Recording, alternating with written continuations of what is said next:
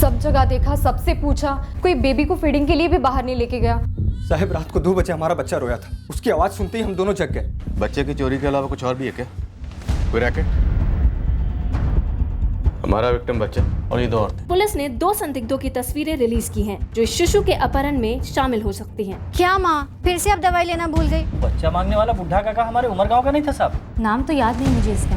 दरअसल ये किसी भीख मांगने वाली को ढूंढती हुई आई थी। वो जो पेशेंट गीता थी वो अंकुश चैरिटेबल ट्रस्ट के किसी वॉलंटियर को रास्ते पे मिली थी। समय अंकुश चैरिटेबल ट्रस्ट जा रही हूँ, हो सकता है वहाँ पे गीता के बारे में कुछ पता चले।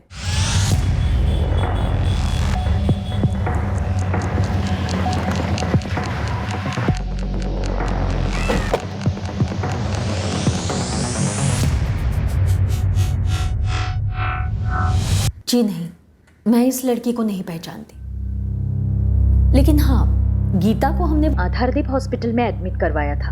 हमारी एक वॉलेंटियर है जिसको पता चला था कि गीता प्रेग्नेंट है। 19 दिसंबर की रात थी, बहुत ठंड पड़ी थी और ये गीता बहुत बुरी हालत में थी, तो हमने तुरंत एम्बुलेंस भेजी थी।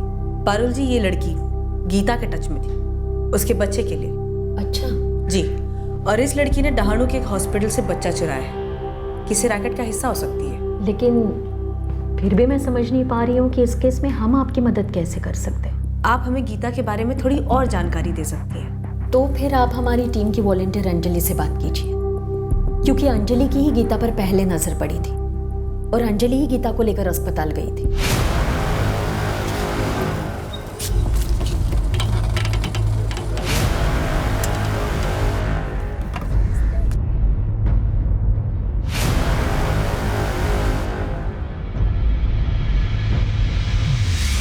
हाय, मैं अंजलि जवेरी। गीता तुम्हें कहाँ मिली थी? यहाँ शिव मंदिर चौक के पास ही पड़ी हुई थी। 19 दिसंबर की रात को देखा था उसे। प्रेग्नेंट थी, कंडीशन भी बहुत ख़राब थी, बहुत दर्द हो रहा था उसे। हम इन दोनों को ढूंढ रहे हैं। पारुल मैम ने बताया मुझे। तो क्या मैडम? नहीं मैडम, मैं नहीं जानती इन्हें। पक्का? पक्का का क्या मतलब? नहीं जानती मतलब नहीं जानती ना। और कौन जानता है इन लड़कियों को? मैम, मैं इन्हें नहीं जानती तो इन्हें जानने वालों को कैसे जानूंगी? तुम गीता को कितना जानती थी? बस उस रात मिली थी, हॉस्पिटल ले गई थी और बेचारी बच नहीं पाई। देखो अंजलि, ये दोनों लड़कियां गीता को पहले से जानती थी, तो हो सकता है गीता को जानने वाली शायद इन्हें जानती हो। अब तो बाकी भीख मांगने वालों से आपने बात की शिव मंदिर चौक के पास?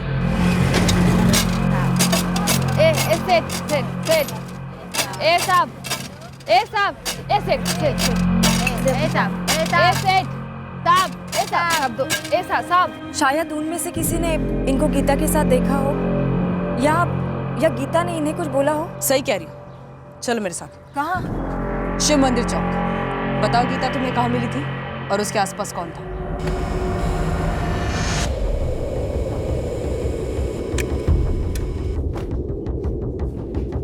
सर ये वलसाड और सूरत दोनों ही आरटीओ से आए हैं। इसमें GJ और नंबर 46 से शुरू होने वाले सारे स्कूटर के डिटेल्स हैं सर। एक रजिस्ट्रेशन नंबर को अच्छी तरह से स्कैन करना होगा। पता नहीं इनमें से कौन सा नंबर हमारे काम का निकला है। पूरे वलसाड़ में लड़के फील्डिंग कर रहे हैं सर। वापी में भी करवा, सूरत और नवसारी में भी। इस जुर्म की जड़ें कहाँ हैं यहाँ अभी तक नहीं पता। सर एक बात समझ में नहीं आ रही है, क्यों इसी हॉस्पिटल में इसी बच्चे को टारगेट किया गया है? जरूर कुछ पर्सनल होगा सर। पर्सनल क्या हो सकता है गुरु? माँ बाप कुछ बोल ही नहीं रहे। हमने उन्हें हर तरह से टटोला। तुम्हारे लोग भी उनके गांव जवार से कुछ नहीं ढूंढ पाए। एक काम करता हूँ, अपने सारे लड़के लड़कियों को फील्ड से बुलवा कर सिर्फ इस एक लड़के को ढूंढने में लगाता हूँ।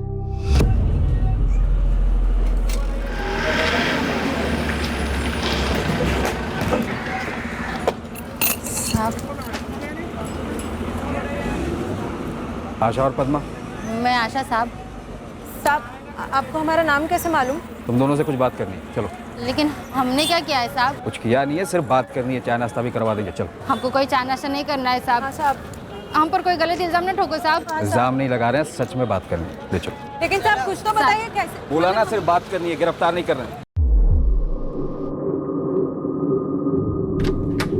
कम इन सर। या कम इन।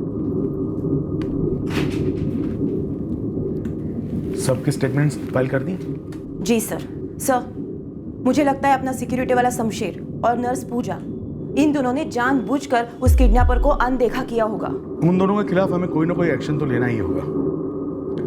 अब उन दोनों का कोई इन्वॉल्वमेंट है या नहीं, इस बात का पता तो पुलिस लगाएगी। हमें सिर्फ उन्हें कोऑपरेट करना है और हमारी इंटरनल इंक्वायरी शेयर करनी है। केस करेंगे हम पर? बच्चे के माँ बाप?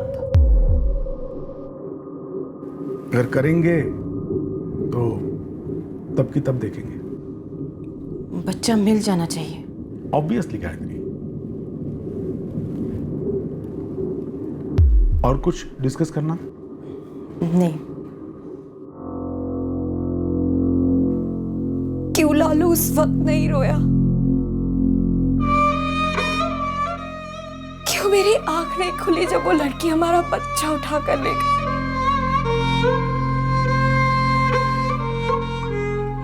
विनय,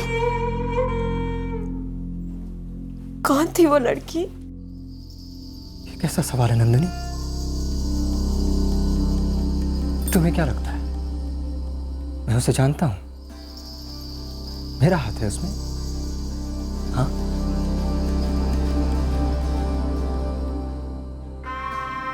अपहरण होता तो फिरौती मांगते ना। फिर क्यों? कितनी सी जान। हेलो, हमारा पोता। हमसे कुछ छुपाया तो नहीं गया है ना? विनय और नंदिनी ने खाना भी मंगाया, पैक करके मिलेगा। ये कौन है? अरे ये, इसको तो कई बार देखा है ना आशा? हाँ। आशा, पद्मा, बात को खींचो मत। एक 4 दिन के लड़के को चुराया इसने अस्पताल से। किसी गिरोह के लिए काम करती है? ये गिरो विरो हमको नहीं मालूम मैम साहब। और अपनी गीता जो थी वो पेट से कैसे हुई ये भी हमको नहीं मालूम। उसके पति का कोई ठिकाना नहीं था। एक दिन बोली 3 महीने पेट से। हमने पूछा ये लड़की कौन है? सब ये औरत कौन है हमको नहीं मालूम साहब, लेकिन इतना पता है एक दिन ना ये रिक्शा से आई थी और गीता भी उसे ग्राहक समझ के ही भीख मांग रही थी। लेकिन ये औरत है ना साहब, गीता से कुछ बात करना चाहती थी, ये ले गई अपने साथ।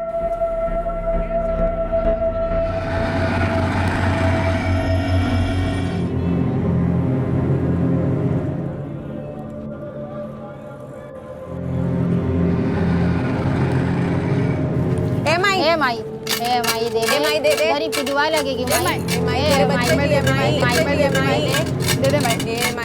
दे दे ना, दे दे। ए माई दे, गरीब की दुआ लगेगी माई।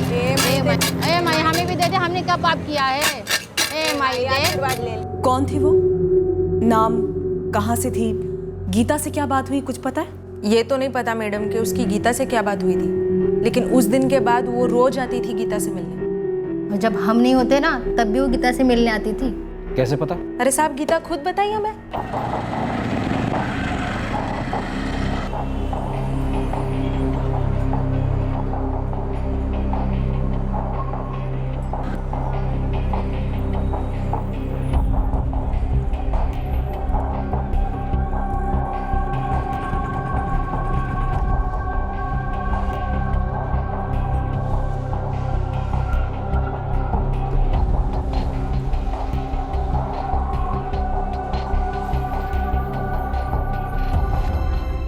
तगड़ी भीख देती थी, उसको अच्छा अच्छा खाने को देती थी वो। तुम ये बताओ गीता ने क्या बताया? साहब हम ही ने पूछा था उससे, हमसे तो रहा नहीं जा रहा था। फिर एक दिन चढ़ गई उस पर दोनों, तब जाकर बोली जो भी मैं कर रही हूँ ना पेट के बच्चे के लिए कर रही हूँ। अरे नहीं, उसको मुझसे कोई काम नहीं करवाना है। ये मेरे पेट का बच्चा चाहिए उसको, और 30,000 रुपये भी देने को तैयार है। क्या तू बच्चा बेचेगी? अरे भीख मंगवाने से तो अच्छा ही है। अब बोलिए कि बड़े से बड़े अस्पताल में पैदा करवाएगी। लेकिन वो भीख मांगने वाली के बच्चे के साथ क्या करेगी? ऐसा देखा, मेरे को जो बोलना है ना बोल, मेरे बच्चे को कुछ नहीं। हाँ, तेवर तो देखो इसके। हाँ। अब समझ में आया, धंधा कर रही है, बच्चा इसीलिए पैदा कर रही है ना। मुंह नोच लूंगी तेरा, समझी? चुप कर। खुद मुंह काला करके आई है, मेरा मुंह नोचेगी तू? अरे हम भिखारी है, लेकिन भिखारियों की भी कोई इज्जत होती है। और तेरे को क्या मालूम कि वो बच्चे को धंधे पे नहीं लगाएगी? हाँ। अगर लड़की हुई तो लाल बत्ती बाजार में, अगर लड़का हुआ तो लाल सिग्नल पे, समझी? अरे साला, तो मैं कौन सा बड़ा काम करवाने वाली थी बच्चे से? तो महारानियों के जलन से पेट दुख रहा है मेरा। जाओ जाओ, नजर मत लगाओ। अब वैसे भी मुझे पता है कि लड़का ही होगा, और उस मैडम को भी ना लड़का ही चाहिए। जाओ। गीता को कैसे पता था कि उसे लड़का ही होने वाला है? ये उसे कहीं लेके गई थी पता करने के लिए? ये तो हमको नहीं पता मैडम। गीता ने नाम नहीं बताया इसका? ना। वो नाम काय को बताती साहब? हमको तो पहले से ही मालूम था कि ये साली गीता बच्चे लोग का धंधा चला रही थी। ये आती कहाँ से थी? ये तो नहीं मालूम, लेकिन इतना मालूम है कि वो रिक्शे से आती थी। हर बारी एक ही रिक्शा होता था? नंबर याद है? नहीं साहब। कोई नाम नहीं, कोई पता नहीं, कोई सुराग नहीं। इस एक औरत को ढूंढ पाना आसान नहीं है, फिर भी मैं अपनी पूरी टीम लगा देता हूँ। सही होगा सर। कल के अखबार में इसकी फोटो छपवा दीजिए। अगर ये औरत यहीं की है तो शायद कोई देखकर पहचान ले। बिल्कुल सही। ये दोनों भीख मांगने वाली लड़कियां आशा और पद्मा गीता को जानती थी, और उस लड़की को भी देखा गया था गीता के साथ, पर उसके बारे में कुछ जानती नहीं है। पर यह बात कि गीता को लड़का होने वाला था और उस लड़की को भी गीता से लड़का ही चाहिए था, बात साफ है। वो दोनों लड़कियां किसी मेल चाइल्ड की तलाश कर रही थी। ये दोनों लड़कियां या तो अपने आप में गैंग होंगी या किसी बहुत बड़े गैंग का हिस्सा, जो लोग बच्चे को चुराकर निसंतान जोड़े को बेचते हैं, और उनमें से किसी एक जोड़े को लड़का ही चाहिए होगा। वलसाड़ में भीख मांगने वाली गीता से 30,000 में बच्चा खरीदने वाली थी। गीता मर गई तो यहाँ डहानू से बच्चा चुरा लिया। सर, मुझे अभी भी लगता है कि हॉस्पिटल में किसी अंदर के शख्स की मदद के बगैर बच्चा चोरी कैसे हो सकता है? हमने 3 लोगों की कमेटी बैठाई है सर। हॉस्पिटल के हर एक स्टाफ मेंबर के साथ में डिटेल में पूछताछ की है। आपने भी सबसे बात की है, सबके स्टेटमेंट्स रिकॉर्ड किए हैं। स्टेटमेंट्स हैं अश्विनी जी, पर जरूरी नहीं सब सच बोलेंगे। तो आप बुलवाइए सर, प्लीज कम। लेकिन मैं एक बात बता दूं, अगर हमारे हॉस्पिटल से वाकई में कोई शामिल होता तो मुझे 100% पता चल गया होता। लेकिन लगता है आपको मुझ पर भरोसा नहीं है। बच्चा जब तक मिल नहीं जाता भरोसा किसी पर नहीं किया जाएगा। अश्विन जी, आप पर भी नहीं। स्कूटर पर ट्रैकिंग कैसी चल रही है? एक रजिस्ट्रेशन नंबर के मालिक को कॉल हो रहा है सर। टीम वहाँ खुद जाकर चेक करेंगे, लेकिन सर इसमें टाइम लगेगा। चितले, अगर इतना ज्यादा टाइम लगा ना तो बच्चा आंखों से ओझल हो जाएगा, हम गोल गोल घूमते रहेंगे। उमर गांव में जो बूढ़ा घूम रहा था उस बच्चे के लिए, उस पर कोई प्रोग्रेस? जी नहीं सर। उस बूढ़े को भी लड़का ही चाहिए था, उन दोनों लड़कियों को भी लड़का ही चाहिए था जो उन्होंने चुरा लिया, और ये बूढ़ा भी नजर नहीं आ रहा बच्चा मांगते हुए। सर, सांठगांठ उन दोनों लड़कियों में और उस बूढ़े में। मिशन सक्सेसफुल हो गया, बच्चा मिल गया और हवा हो गया। शायद वो लोग यहाँ के थे ही नहीं, कहीं दूर के थे, कहीं बहुत दूर के। चितले, क्या हम इतनी दूर पहुंच पाएंगे? 3 दिन हो गए बच्चा चोरी हुए।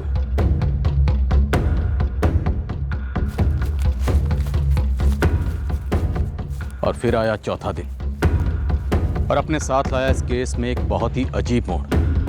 हमने इस मोड़ की बिल्कुल अपेक्षा नहीं की थी।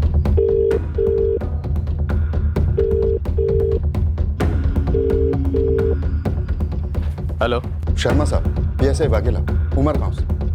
क्या खबर है वाघेला? खबर अच्छी है। आपके दहानू के जेआरसी अस्पताल से जो बच्चा चोरी हुआ था वो हमें यहाँ मिल गया है। बच्चा ठीक तो है ना? जी हाँ, बिल्कुल ठीक है। यहाँ के नर्सिंग होम में देखभाल हो रही है उसकी।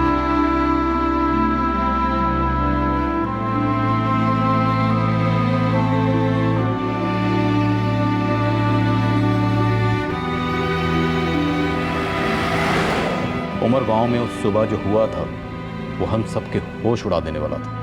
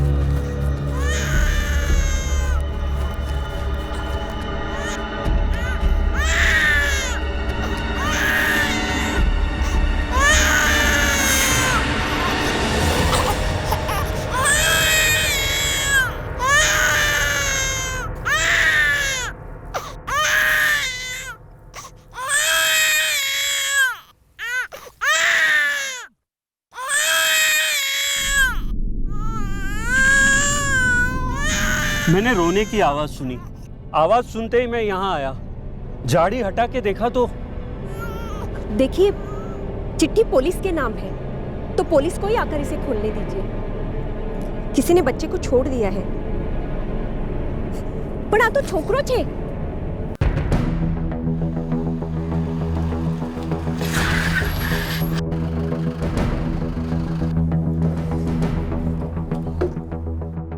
लेटर गुजराती में सर।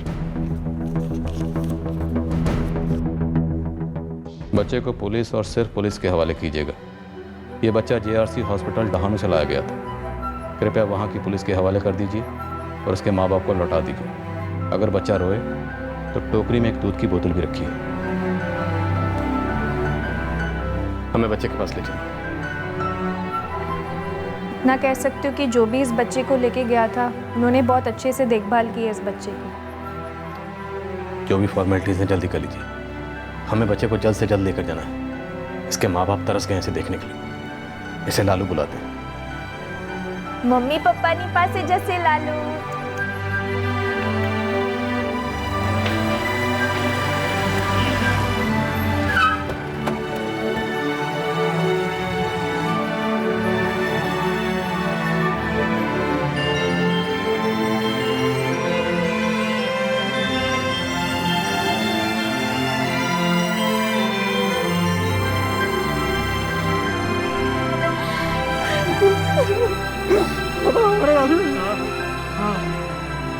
बच्चे के पास ये चिट्ठी मिली है।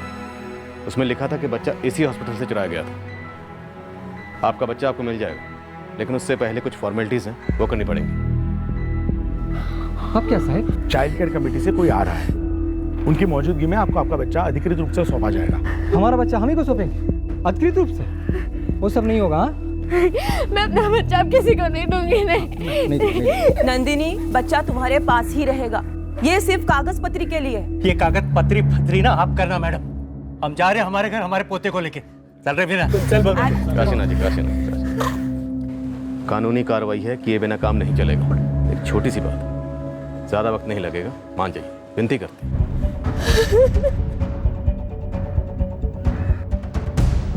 एक चौंकाने वाली खबर है। जेआरसी हॉस्पिटल दहानू से जो 4 दिन का बच्चा चुराया गया था, वो बच्चा उमरगांव के एक खेत में महफूज पाया गया है।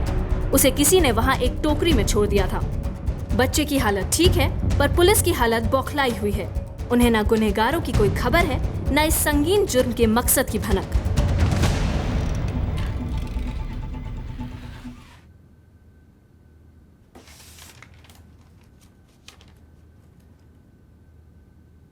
इस टोकरी और कपड़े से तो कुछ खास पता नहीं लग रहा है। और सर ये दूध की बोतल भी बड़े ध्यान से चुनी गई है। लेवल वेवल कुछ नहीं है इस पर। लेटर कंप्यूटर प्रिंट आउट है और गुजराती में। तो इतना तो साफ है कि GJ और नंबर 46 शायद असली हो सकता है। नकली नंबर प्लेट लगाकर गुमराह करने की कोशिश की गई हो, ऐसा लगता नहीं। और ये दोनों लड़कियां गुजरात साइड की हो सकती हैं। अब उमरगांव कनेक्शन सर, जहां ये बच्चा मिला वहीं पर 2-2.5 महीने पहले ये बूढ़ा एक नवजात बच्चे के लिए घूम रहा था। और वो बूढ़ा ढूंढ रहा था एक लड़के को, और इन दोनों लड़कियों ने भी एक नवजात लड़के को ही चुराया। वो बूढ़ा उमरगांव में ढूंढ रहा था और इस अगवा किए बच्चे को भी उन्होंने उमरगांव में ही छोड़ दिया। और इन दोनों लड़कियों ने भिखारन गीता से भी डील की थी। शायद गैर कानूनी तरीके से सेक्स डिटर्मिनेशन करवाया गया होगा। पक्का होने के बाद कि लड़का है, 30,000 में खरीदने की बात हुई होगी। तो सर हम ये मानकर चलते हैं कि ये बूढ़ा और दोनों लड़कियां एक बच्चा खोज रहे थे, वो भी एक लड़का जो इन्हें वलसाड में भीख मांगने वाली गीता से मिलने वाला था। बच्चा नहीं मिला क्योंकि गीता दिसंबर में चल बसी, इसलिए इन लोगों ने और जगह खोजना शुरू किया। इसी वजह से वो बूढ़ा जनवरी में उमरगांव में आया, लेकिन वहां भी इन्हें कोई बच्चा नहीं मिला। और अब आया मार्च, फिर इन दोनों लड़कियों ने यहाँ ढानू के जेआरसी हॉस्पिटल से उस बच्चे लालू को चुराया और 4 दिन बाद बच्चा लौटा दिया गया। क्या डर गई थी कि हम इनके गिरेबान तक पहुंचने वाले हैं, या फिर हमारी तहकीकात के इर्द गिर्द किसी ने इन दोनों को टिप दी थी? सर टिप देने वाला या तो यहाँ ढानू के जेआरसी हॉस्पिटल से हो सकता है या वलसाड के आधारदीप हॉस्पिटल से।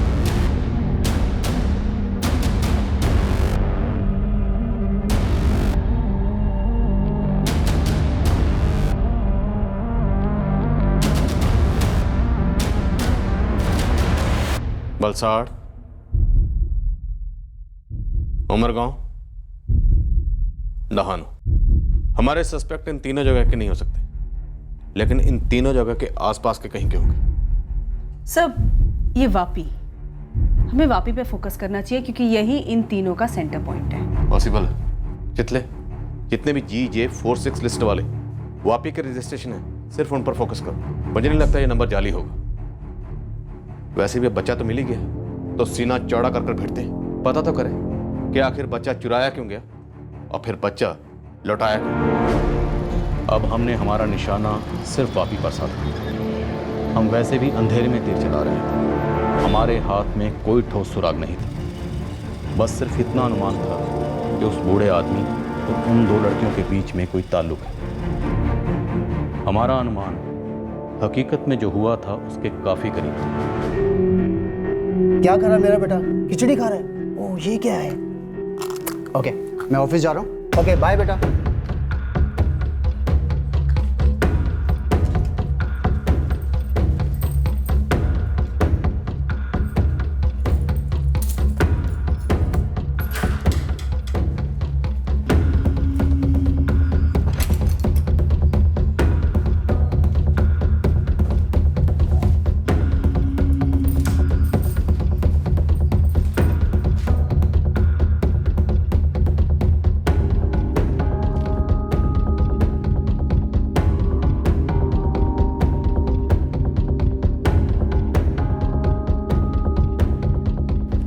चलो भगवान का शुक्र है सब ठीक ठाक हो गया।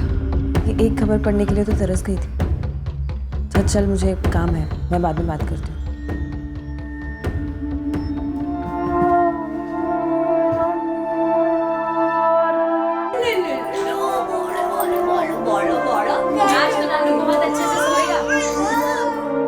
बिना कोई ठोस सबूत के बच्चे के अपहरणकर्ता हमारे हाथ कैसे लगने वाले थे, ये एक बड़ा सवाल खड़ा था हमारे सामने। फिर बतौर जवाब हमारे सामने आई एक लीड।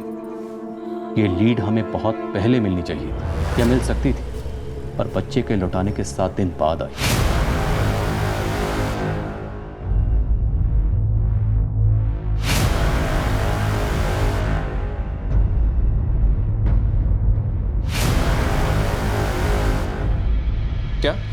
क्या नाम बताए? सर सुनील बाग नाम है मेरा। धानू में रहता हूँ और बोरीवली में सर्विस करता हूँ। इन दोनों लड़कियों को या इनमें से किसी भी एक को जानते हो तुम? नहीं सर, मैं इन दोनों में से किसी भी लड़की को नहीं जानता। पर हाँ सर, वो आज मैं ऑनलाइन कुछ पढ़ रहा था तो तब ये स्कूटर नंबर वाली बात स्ट्राइक हुई, GJ46।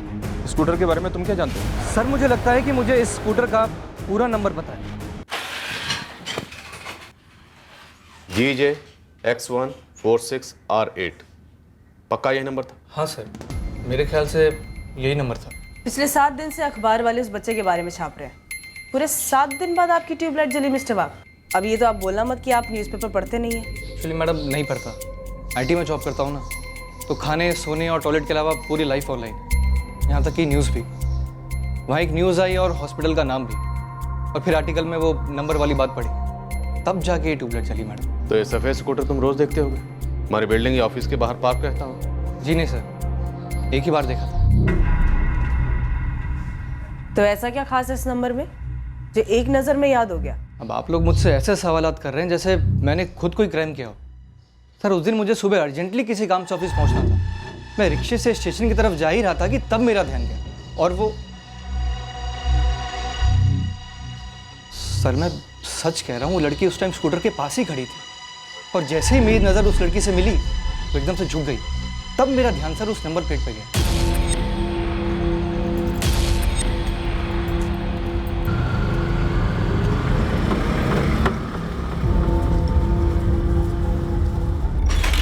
सर स्कूटर लोकेट हो गया, GJ X146R8। किसी कविता जोशी का नाम पर रजिस्टर्ड है। वापी का एड्रेस है।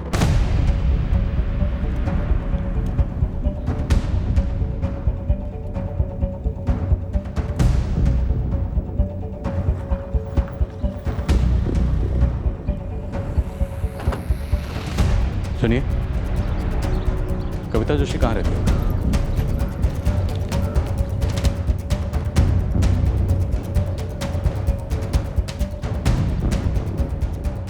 कविता जोशी का घर यही? हाँ।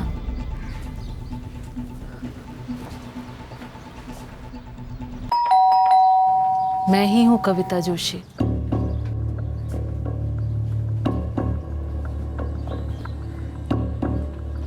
आप कविता जोशी? हाँ।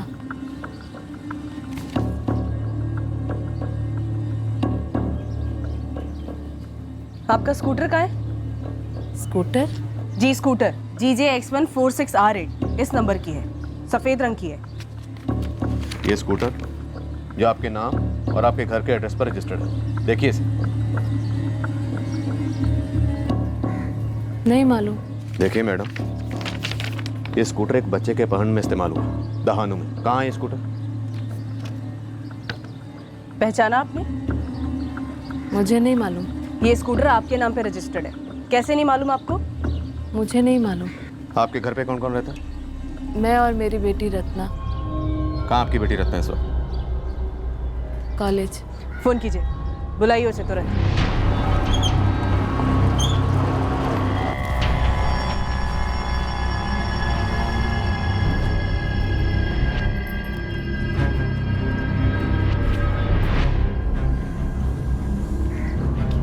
रत्ना जोशी?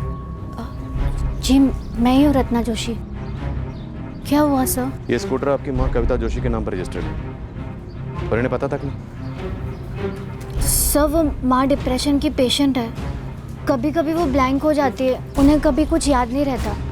लेकिन आप मुझे ये मेरी स्कूटर के बारे में क्यों पूछ रहे हो? ये तुम्हारी स्कूटर है? जी। तो स्कूटर पर ये दो लड़कियां कौन? ये मेरी बहनें हैं, स्वाति दीदी और प्रीति दीदी।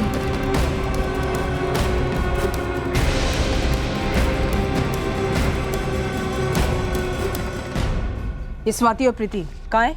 वो वापी में रहती है अपने अपने पति के साथ। रत्ना तुम्हें पता था ना कि तुम्हारी स्वाति दीदी और प्रीति दीदी ने दहानू से एक बच्चा चुराया था? दोनों बहनों के एड्रेस? लेकिन सर उन्होंने बच्चा वापस लौटा दिया था। ऑनलाइन खरीदा सामान है ये, जो खरीदा और वापस कर दिया, बच्चा चुराया है। एड्रेस दो दोनों बहनों का, जल्दी।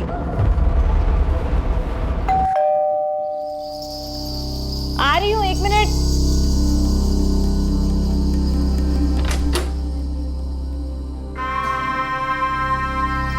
स्वाति भट्ट? जी यही एक बच्ची है आपकी? जी। पते का? दफ्तर में है। बुला लो। बच्ची को ने संभालना होगा और तुम्हें हमारे साथ चलना होगा। हाँ मैं प्रीति व्यास बोल रही हूँ, बताइए क्या बात है? मैं तुम्हारे ऑफिस से कॉम्प्लेक्स के नीचे ही खड़ी हूँ, जल्दी नीचे आओ। क्यों? बोला ना चुपचाप नीचे आओ। वैसे भागने की कोशिश मत करना, तुम्हारी बहन स्वाति वो हमारी हिरासत में है।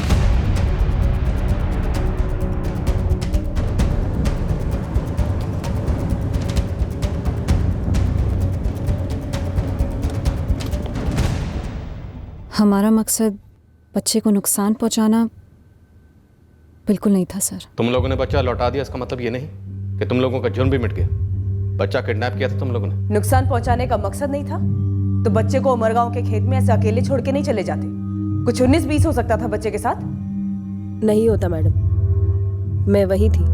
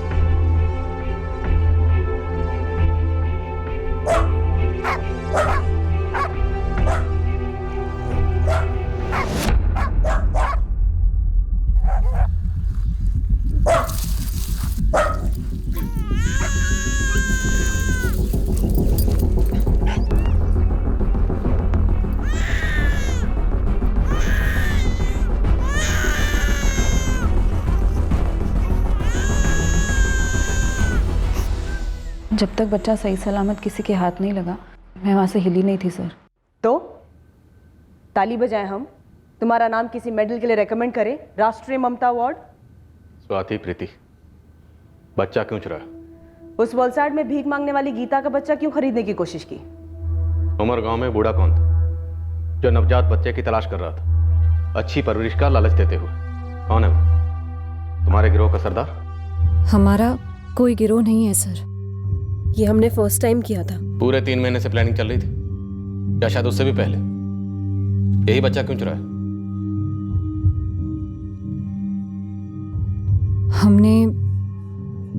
हमने बच्चा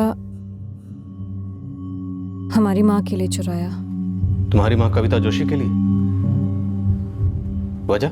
रत्ना ने आप लोगों को बताया होगा सर, माँ को डिप्रेशन है, तो 4 दिन का चुराया हुआ बच्चा उस डिप्रेशन का इलाज था। कैसे? कहानियां मत बनाओ, मत भूलो कि तुम लोग इस वक्त हवालात में हो। कहानियां नहीं बना रहे सर, सच कह रहे हैं। ये बच्चा हमने अपनी माँ के लिए चुराया, लेकिन उनका दूर दूर तक कोई लेना देना नहीं है इस सबसे। जो किया हम दोनों ने किया सर, और कोई इन्वॉल्व नहीं है। और कोई भी नहीं? तो फिर उमर गांव में जो बूढ़ा घूम रहा था बच्चे की तलाश में, वो कौन है? वो हमारे नाना जी हैं। मतलब फैमिली बिजनेस है? नहीं मैडम, हमने कहा ना आपसे, हमने जो भी किया अपनी माँ की हेल्प करने के लिए किया।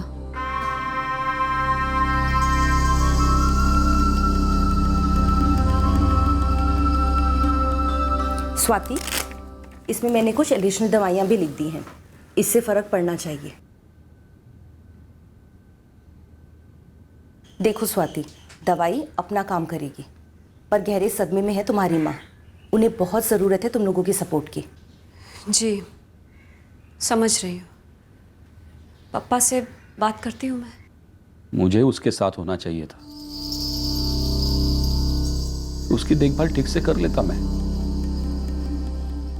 मैं होता तो ऐसा कुछ होने ही नहीं देता। मैं क्या बोल रहा हूं तुम्हारी समझ में आ रहा है कविता? माँ, दवाई। बीमार था तो अच्छे से अच्छे डॉक्टर को दिखाते, बन जाता। मुझे तो किसी ने बोला तक नहीं। देखिए पापा, हमसे जो हो पाया हमने किया, सब कुछ किया। और राहुल हमारा भी भाई था, इकलौता भाई।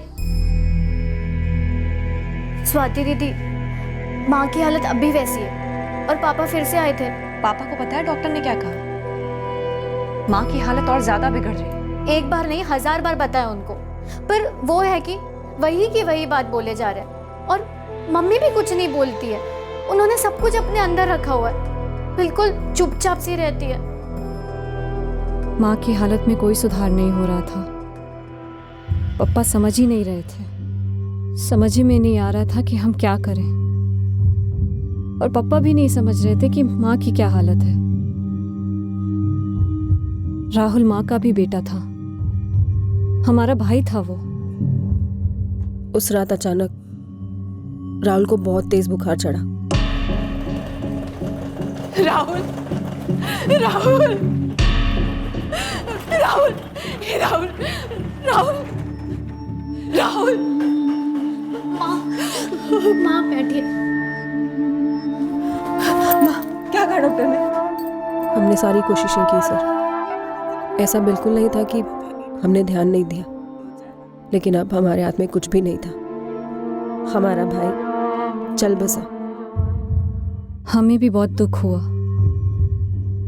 राहुल पप्पा का लाडला था, माँ का भी, हम सबका।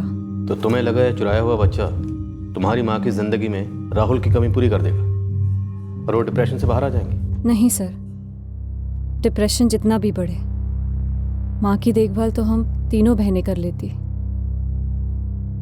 दरअसल ये बच्चा हमने पप्पा की वजह से चुराया था। ये क्या करने की सोच रहे हैं आप दामाद जी? ये गलत है। प्रीति, स्वाति, रत्ना का तो सोचिए। गोपाल जी, अब ये मेरी गलती तो नहीं है ना कि कविता के लिए बच्चा पैदा करना मुश्किल है। कविता की भी तो कोई गलती नहीं है ना दामाद जी। जो राहुल को खो दिया हम सब ने, वो माँ है उसकी, सबसे ज्यादा सदमा उसे पहुंचा। अब वही बात बार बार दोहरा के आप मुझे सदमा मत दीजिए। देखिए, मैं दूसरी शादी कर रहा हूं, मतलब कर रहा हूं।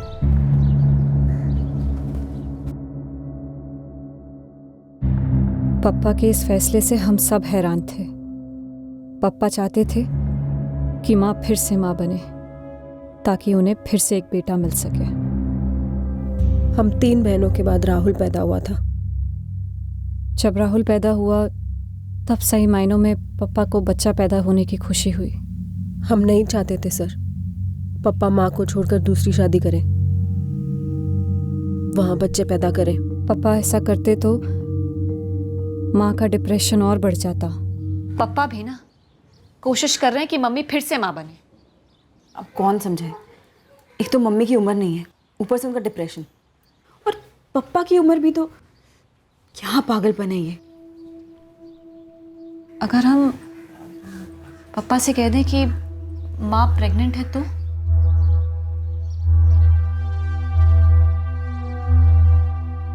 लेकिन दीदी इससे क्या फायदा होगा?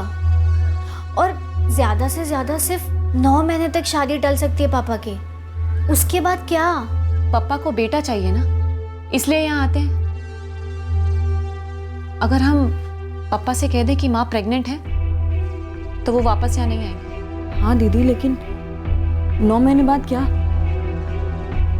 दीदी आप क्या करने का सोच रही हैं? नाना, माँ बच्चा पैदा करने वाली है, ये बात पापा को दूसरी शादी करने से रोक देगी। और उसके बाद? उसके 9 महीने बाद घर में एक नवजात बच्चा आएगा, लड़का।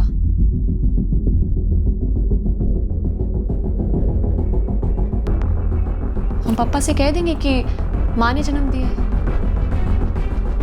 लेकिन दीदी, हम एक नवजात बच्चा, और वो भी लड़का, कहाँ से लेकर आएंगे? बच्चा चुराने का प्लान तो था ही नहीं सर। दरअसल हम बच्चा गोद लेने की सोच रहे थे, कोई ऐसा बच्चा जो किसी को चाहिए ना हो। तभी तो सर स्वाति दीदी ने वलसाड में भीख मांगने वाली गीता को ढूंढा, उससे बात की। तो तुम लोगों को पता था कि गीता के पेट में वो बच्चा लड़का था? सोनोग्राफी कहाँ से कराई? मैंने कोई सोनोग्राफी नहीं करवाई। गीता खुद मुझसे बोलती थी कि उसके पेट में लड़का है। अब उसे कैसे पता ये मुझे नहीं मालूम। और तुमने उसकी बात मान ली ऐसे ही? हमारे पास ये चांस लेने के अलावा और कोई चारा ही नहीं था। हम बस किसी तरह से अपने माँ पापा की शादी बचाना चाहते थे। फिर गीता 7 महीने पर अपने बच्चे के साथ चल बसी। हमारा पूरा प्लान चौपट हो गया। तुम लोगों को वाकई लगा कि इस तरह का प्लान कामयाब हो जाएगा? और तुम्हारे पापा, वो तुम्हारी मम्मी को मिलने कभी नहीं आते? हाल चाल पूछने भी नहीं? हमें मालूम था सर, वो नहीं आएंगे। वो वडोदरा में रहते हैं सर, वहीं सर्विस करते हैं। 4 महीने में एक बार आते हैं घर। और राहुल के बाद तो जब भी घर आते हैं बस इसीलिए कि माँ दोबारा से माँ बन सके। गीता नहीं मरती तो ये सब कभी होता ही नहीं सर। अचानक से इतना बड़ा पहाड़ टूट पड़ा हमारे सामने। 2 महीने में बच्चा ढूंढ निकालो, वो भी लड़का। नाना जी जगह जगह ढूंढते भटकते रहे, ऐसे माँ बाप की तलाश में जो अपना नवजात लड़का पालना ना चाहते हो और हमें देने को राजी हो।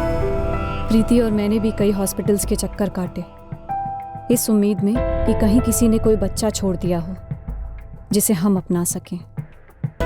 मैंने ये भी कोशिश की कि मैं कोई बच्चा अपने नाम से गोद ले लूं अनाथालय से, और फिर वो बच्चा माँ को सौंप दूं। पर हमें कहीं पर भी सफलता नहीं मिली सर। तब तुमने जेआरसी हॉस्पिटल को निशाना बनाया?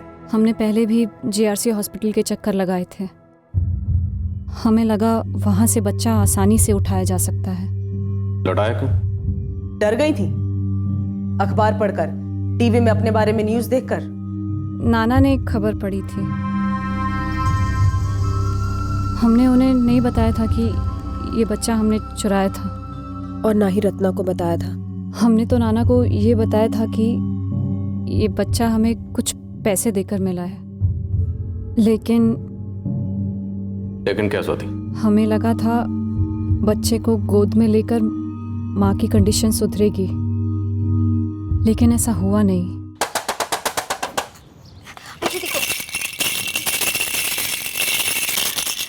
माँ देखो ना, आपका बेटा लौट आया। माँ, राहुल लौट आया, देखो इसे।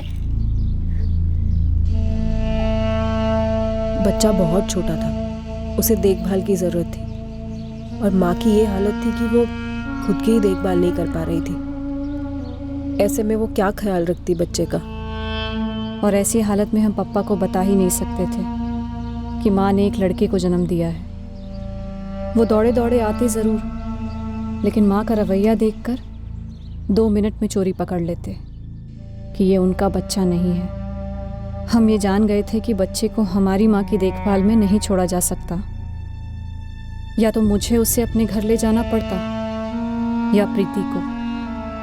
लेकिन कैसे ले जाते सर? हमारे पतियों को ये भनक तक नहीं थी कि हम दोनों बहनों ने ये सब कुछ कर दिया है। वो बिल्कुल अनजान थे, यकीन नहीं होता। ये सच है सर। रत्ना तक को हमने नहीं बताया था कि ये बच्चा चुराया हुआ है। वो तो नाना को पता चलने के बाद हमें कबूलना पड़ा। तुम दोनों ने धानु के जेआरसी हॉस्पिटल से इस बच्चे को चुराया है ना? और कोई रास्ता नहीं था नाना। ये देखो,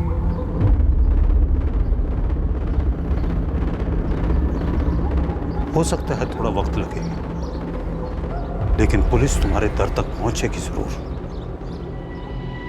मुझे नहीं लगता तुम्हारी माँ इस बच्चे को संभाल पाएगी और इस बच्चे की वजह से उसकी हालत में कोई सुधार आएगा। बेटा, मेरी मानो, इस बच्चे को लौटा दो। करने दो तुम्हारे पापा को दूसरी शादी और भगवान से प्रार्थना करो कि दुनिया के सारे लड़के उसी के घर में जन्म लें। लेकिन बेटा,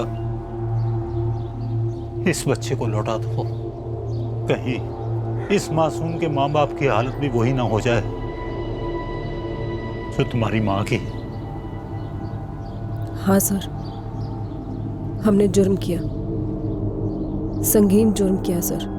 हमने स्वार्थी नजरिए से सोचा, सिर्फ अपनी माँ के लिए सोचा। उस बच्चे के माँ बाप के दुख के बारे में तो सोचा ही नहीं हमने। हमें ऐसा बिल्कुल नहीं करना चाहिए था। पता नहीं क्या सोच रहे थे हम। पता नहीं ऐसा ख्याल आया भी कैसे मन में। नहीं आना चाहिए था। ऐसा ख्याल तुम लोगों के जहन में नहीं आना चाहिए था। और अगर ख्याल आया भी था तो अमल तो बिल्कुल नहीं करना चाहिए था। स्वाति, प्रीति, हमें तुम लोगों को गिरफ्तार करना होगा। चार्जेस लगेंगे तुमको।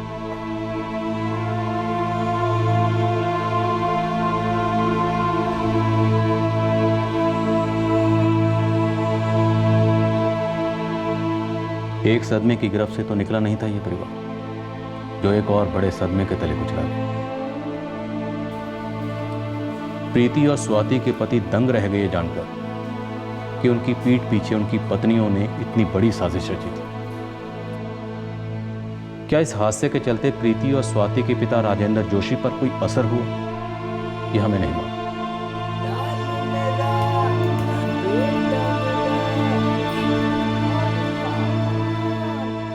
बच्चा अब अपने माँ बाप के पास महफूज है, जहां उसे हमेशा से होना चाहिए था। हमने स्वाति भट्ट और प्रीति व्यास पर किडनैपिंग के चार्जेस लगाए। उन्हें कोर्ट में पेश करने के बाद उनकी जमानत हुई। हमने बेल एप्लीकेशन का विरोध नहीं किया।